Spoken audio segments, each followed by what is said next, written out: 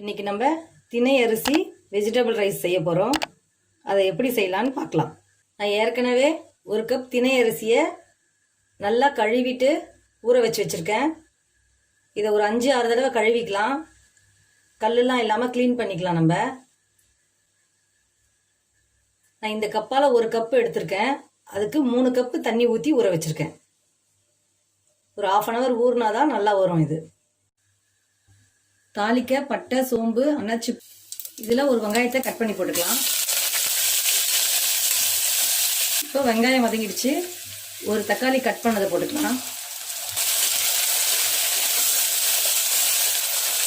இது கூடவே கொஞ்சமாக புதினா போட்டாச்சு.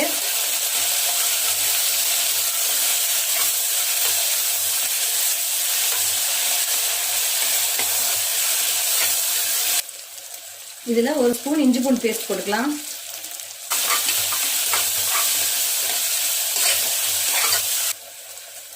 இது கூடவே பீன்ஸ் போட்டுக்கலாம், கேரட் போட்டுக்கலாம், உருளைக்கிழங்கு போட்டுக்கலாம்.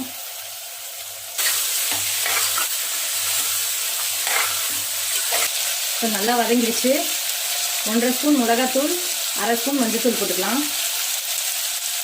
உப்பு தேவையான அளவு போட்டுக்கலாம்.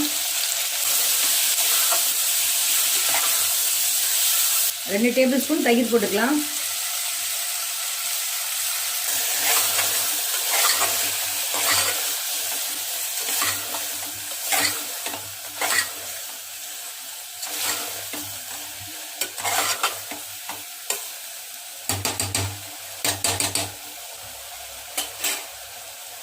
இப்போ எல்லாம் நல்லா வதக்கிட்டோம். இப்போ நம்ம திணை அரிசி தண்ணியில் ஊற வச்சிருந்ததை எல்லாம் ஒன்றா போட்டுடலாம். எல்லாத்தையும் ஒன்றா போட்டுடலாம். இப்போ இது கொதிக்கிட்டோம். நம்ம மூடி போட்டுடலாம். நல்லா கொதிக்க ஆரம்பிச்சிடுச்சு. கொஞ்சமாக கொத்தமல்லி போட்டுக்கலாம். இப்போ குக்கரை க்ளோஸ் பண்ணி 3 விசில் அடிக்கட்டும். இப்போ திறந்து பார்த்துடலாம்.